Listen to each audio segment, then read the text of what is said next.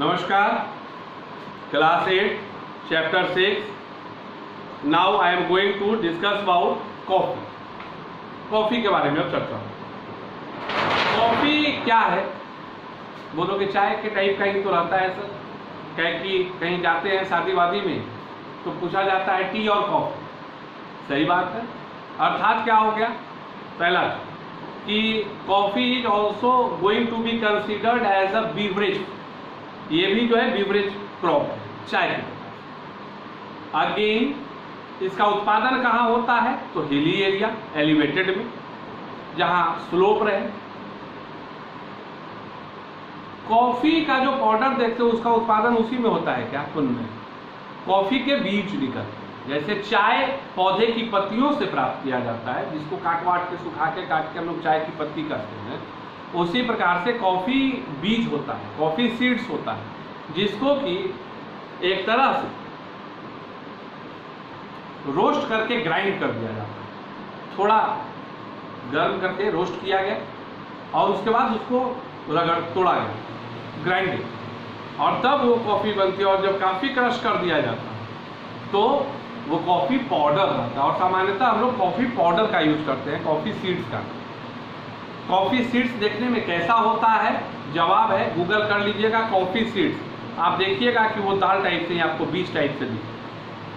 And like the requirement for the production of tea, again now I am going to start a discussion over that a coffee plant needs what, क्या क्या उसको चाहिए। पहला temperature 20 degree C से 25 degree C के बीच, तापमान 20 degree C से 25 degree C के बीच में।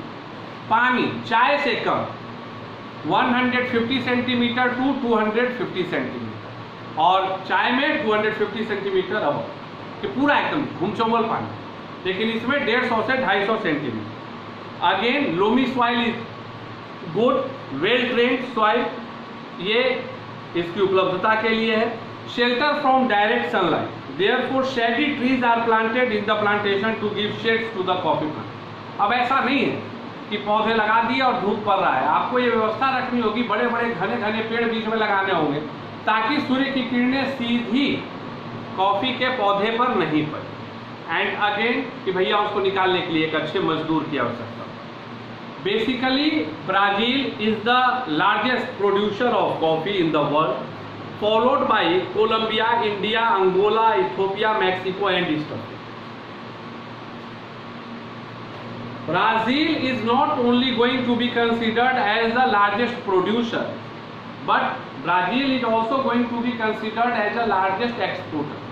ब्राज़ील न सिर्फ कॉफ़ी का प्रमुख उत्पादक देश है, सबसे बड़ा उत्पादक देश है, बल्कि ब्राज़ील कॉफ़ी का दुनिया का नंबर 1 निर्यातक देश भी है। मतलब वो दुनिया का सबसे बड़ा देश है जो कॉफ़ी को दूसरे देशों में बेचता है। In India, Karnataka, Kerala and Tamil Nadu are the major states those are producing coffee. अब कर्नाटका में भी चिकमंगलुरु है, जहाँ कॉफ़ी कैफे डे CCD का नाम सुने हुए, वहाँ इसका उत्पादन सबसे ज़्यादा होता है उस क्षेत्र में। वस्तुतः आपको जानकारी नहीं होगी, यह भी कैश क्रॉप है। एंड दशकों पहले, 20 साल पहले, 20-25 साल पहले, 20 साल, एक ऐसी परिस्थिति आई थी, आज से 20 साल पहले ऐसी परिस्थिति आई थी जब ब्राज़ील के कॉफ़ी की फसल बर्बाद हो। आप इसके कैश क्रॉप होने का बेनिफिट पर मैं चर्चा कर रहा हूँ, जो किताब में नहीं है लेकिन तुमको जानना है। ब्राज़ील की जो कॉफ़ी की फसल थी वो बर्बाद हो गई, ब्राज़ील एक्सपोर्ट नहीं कर पाया, और दुनिया के तमाम बड़े देश कॉफ़ी तो पिएंगे ना, कॉफ़ी पीने वाले हैं। और वो दौर था जब भारत का कर्नाटका राज्य का कॉफ़ी उत्पादक क्षेत्र का हर किसान जो कॉफ़ी उत्पादन करता था, उसके घर में एक छोटा हेलीकॉप्टर खरीद लिया गया। उस साल एकाएक भारतीय कॉफ़ी की डिमांड काफ़ी बढ़ी और काफ़ी अच्छा मूल्य मिला था, जिसने उस जगह के किसानों की आर्थिक स्थिति को पूरा बदल दिया। और चिकमंगलुरु की चर्चा मैंने इसलिए किया क्योंकि आप चिकमंगलुरु नहीं जानते हैं, लेकिन जब इंदिरा गांधी आपातकाल लगाई थी और उसके बाद चुनाव हुआ था, तो इंदिरा गांधी को उत्तर प्रदेश से हार मिली थी, लेकिन चिकमंगलूर से वह जीती थी, और वही वर्ष था उसके बाद भारतीय राजनीति या भारतीय इतिहास में चिकमंगलूर का नाम अमर हो। लोग चिकमंगलूर को जानने लगे। वही चिकमंगलूर जहां बाद में चलकर फिर एक लड़ाई हुई, जब कांग्रेस के अगले वर्तमान में जो प्रभावकारी नेता हैं उन्होंने भी उस जगह से अपने संबंधों को जाहिर। अब कॉफी के बाद क्या चीज का चर्चा होता है? शुगर। अब गन्ना के बारे में चर्चा करना है क्या? ये तो खुद ही मजाक बना के रख दिया है। गन्ना तो भैया यह भी ट्रॉपिकल कैश क्रॉप है, जिससे क्या निकाला जाता है? चीनी निकाली जाती है। गन्ना कैसा होता है ये आप लोग जानते हैं। तो अब चाहिए क्या? गन्ना के उत्पादन के लिए क्या चाहिए? Sugar cane plant needs high temperature, hot and humid climate, well drained fertile soil, elevated land, moderate rainfall, और यह जो है ना लेवल्ड लैंड पर होता है, समतल पर आराम से होते रहेगा। आप लगाते रहिए, निकालते रहिए। India is the largest producer of sugar cane in the world. Brazil, Cuba, Mexico, Pakistan, Hawaii, Fiji, South Africa are the other countries those are producing sugar cane in India.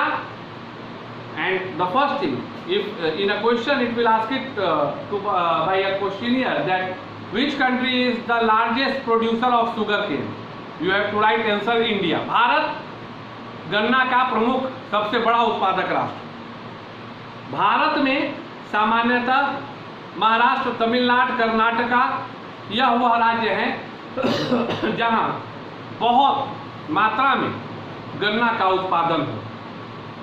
अब उसके बाद हम लोग कहाँ आते हैं? ऑयल सीड्स पर। कहाँ आते हैं? ऑयल सीड्स पर। तो ऑयल सीड्स का मतलब क्या हो गया? Mustard oil seeds, groundnut, sunflower, जिससे भी तेल निकला, तो चाहे मूंगफली का तेल, रिफाइंड का तेल, सूर्यमुखी का तेल, सरसों का तेल, all of these are going to be considered as a oil seed. और वस्तुतः इसके लिए जो सबसे ज्यादा आवश्यक चीज होता है कि तापमान 20 डिग्री सी से 25 डिग्री सी के बीच में, और पानी भी ज्यादा नहीं, 50 सेंटीमीटर से 75 सेंटीमीटर, और मिट्टी लोमी मिट्टी में। इसको आप सरल भाषा में समझिए। Oil seeds can be produced in loamy soil where the climate is having the temperature in between 20 degree C to 25 degree C with an average rainfall of 50 centimeter to 75 centimeter। यही इसका पूरा फीचर। भारत में मुख्यतः आंध्र प्रदेश, राजस्थान, मध्य प्रदेश, महाराष्ट्र और तमिलनाडु यह वह राज्य हैं जहां ऑयल सीड्स का उत्पादन बहुतायत मात्रा में किया जाता है। इसके बाद जब ऑयल सीड्स की चर्चा हो गई तो तुम बोलोगे हाँ सर हो गई। अब ऑयल सीड्स के बाद रबर। तो भैया किस क्लास में हो? 8th में। इरेजर जानते हो ना? टायर जानते हो ना? बोलोगे हाँ सर टायर जानते हैं, साइकिल का टायर, बाइक का टायर, कार का टायर, बस का टायर, ट्रक का टायर। लिखने वाली लिखी हुई चीज को पेंसिल से मिटाने के लिए इरेजर, ये सभी चीजें रबर से बनती है।